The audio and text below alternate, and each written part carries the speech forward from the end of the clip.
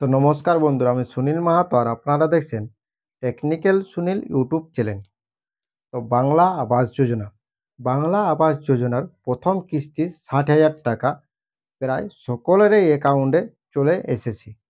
তো দেখুন, মাননীয় মুখ্যমন্ত্রী মমতা বন্দ্যোপাধ্যায় একটা নির্দেশিকা দিয়ে জানিয়ে দিয়েছিলেন যে নবান্ন থেকে জানানো হয়েছিল যে আগামী ২৬শে ডিসেম্বরের মধ্যে ১২ লক্ষ যে উপভোক্তাকে সিলেক্ট করা হয়েছে, সেই ১২ লক্ষ উপভোক্তারই যেন প্রথম কিস্তি ৬০,০০০ টাকা অ্যাকাউন্টে ঢুকে যায়, এরকমই নির্দেশিকা জারি করা হয়েছিল নবান্ন থেকে। তাই সেই নির্দেশিকা অনুসারে পঞ্চায়েত দপ্তরগুলো প্রত্যেক উপভোক্তাকে, প্রায় ১২ লক্ষ উপভোক্তাকেই তাদের অ্যাকাউন্টে প্রথম কিস্তি ৬০,০০০ টাকা কিন্তু দিয়ে দেওয়া হয়েছে বা দিয়ে দিয়েছে। তো এরপর টাকা পাওয়ার পর আপনারা কি করবেন? তো দেখুন, এরপর আপনাদেরকে বাড়ি তৈরি করতে হবে। তো কিভাবে আপনারা বাড়ি তৈরি করবেন? তো দেখুন, যে সকল উপভোক্তারা প্রথম কিস্তি ৬০,০০০ টাকা পেয়েছেন, তাদের উদ্দেশ্যে কিন্তু নবান্ন তরফ থেকে একটা নির্দেশিকা জারি করা হয়েছে। তো দেখুন, আপনি যদি প্রথম কিস্তির ৬০,০০০ টাকা পেয়ে থাকেন, তাহলে আপনি অবশ্যই ভিডিওটা একবার দেখুন। কারণ নবান্ন থেকে যেই নির্দেশিকাটা জারি করা হয়েছে, এই নিয়মটা যদি আপনারা না মানে চলেন, তাহলে কিন্তু আপনাদের যে টাকাটা দেওয়া হয়েছে সেটা কিন্তু ফেরত নিয়ে নেওয়া হবে এবং আপনার বিরুদ্ধে আইনত ব্যবস্থা নিতে পারে রাজ্য প্রশাসন। তাই আপনি যদি প্রথম কিস্তির টাকা পেয়ে থাকেন, তাহলে অবশ্যই আপনি এই ভিডিওটা একবার দেখেন। কারণ এই ভিডিওতে আজ আমি আপনাদেরকে নবান্ন তরফ থেকে যে ১২ লক্ষকে প্রথম কিস্তি ৬০,০০০ টাকা দেওয়া হয়েছে ১২ লক্ষ উপভোক্তাকে, তাদের উদ্দেশ্যে যে নির্দেশিকাটা জারি করেছে, সেটাই আমি আপনাদেরকে এই ভিডিওর মাধ্যমে আজ দেখাবো। তবে তার আগে ছোট্ট একটা রিকোয়েস্ট, যদি ভিডিও ভালো লাগে তো অবশ্যই ভিডিও লাইক করবেন, চ্যানেলে প্রথম থাকলে সাবস্ক্রাইব করবেন এবং এই ধরনের ভিডিও পাওয়ার জন্য বেল আইকন কিন্তু ক্লিক করে রাখবেন। তো দেখুন, আপনাদেরকে টাকা দেওয়ার আগে নবান্ন তরফ থেকে একটা করে মেসেজ দেওয়া হয়েছিল, দুটো মেসেজ দেওয়া হয়েছিল। এটা প্রত্যেক পঞ্চায়েত দপ্তর থেকে দেওয়া হয়েছে।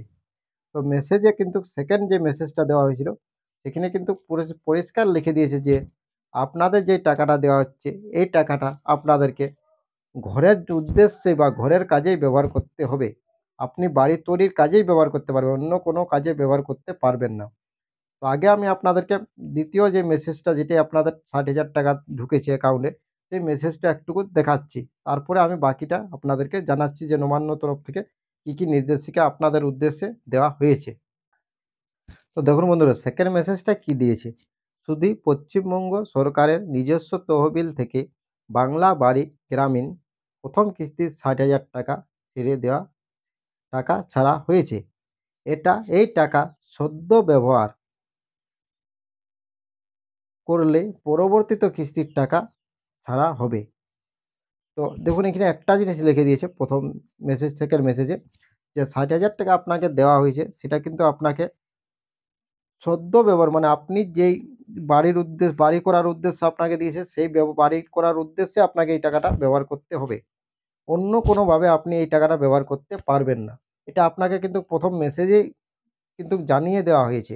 আপনি দেখুন, এখানে একটা জিনিস দেখা আছে, সদ্য ব্যবহার, যে আপনাকে মেসেজে জানিয়ে দেওয়া হয়েছে যে আপনাকে এইভাবে আপনার টাকাটা খরচ করতে হবে।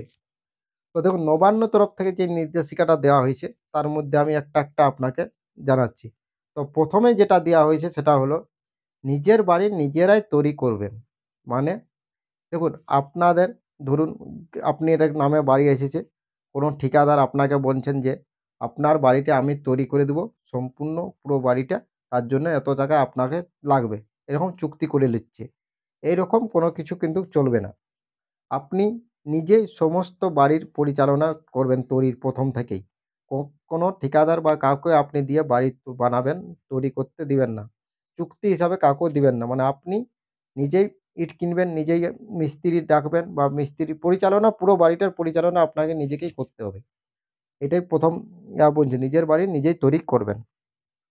দ্বিতীয় যেটা দিয়েছে সেটা, যে এই যে আপনাকে ৬০,০০০ টাকা দেওয়া হয়েছে, এটা আপনি শুধুমাত্র বাড়ি নির্মাণের কাজেই ব্যবহার করতে পারবেন।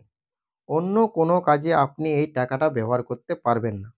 এবার যদি আপনি অন্য কোনো কাজে এই টাকাটা ব্যবহার দেন, তাহলে শুধু আপনি পরের কিস্তির যে টাকাগুলো, মানে পরের যে ৬০,০০০ টাকা, সেটা তো পাবেন না, তার সাথে সাথে আপনার বিরুদ্ধে কিন্তু আইনত ব্যবস্থা নেবে প্রশাসন, এটা কনফার্ম। ততই আপনারা যে টাকাটা আপনাদেরকে দেওয়া হয়েছে সেটা আপনারা বাড়ি নির্মাণের কাজেই ব্যবহার করবেন। দ্বিতীয়ত, এবার তৃতীয়ত হলো যে আপনি যে বাড়ি নির্মাণ করবেন, তো কতটা বাড়িটা তৈরি করতে হবে, মানে গাঁথনি করে কতটা তুলতে হবে।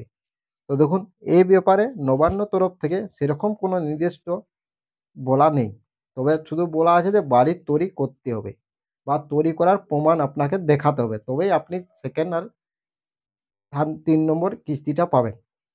তো আপনার যে পরিস্থিতি অনুসারে আপনি দেখুন যে মিনিমাম আপনার জমি থেকে 2 থেকে 3 ফুট আপনাকে গাঁথনি তুলতেই হবে, না হলে কিন্তু আপনি পরের এবং সেকেন্ড এবং থার্ড কিস্তিটা পাবেন না। আপনি যদি শুধুমাত্র জমিনের মধ্যে গাঁথনি থাকে, তার উপর গাঁথনি না ওঠে, সেক্ষেত্রে আপনার টাকা পাতে অসুবিধা হতে পারে।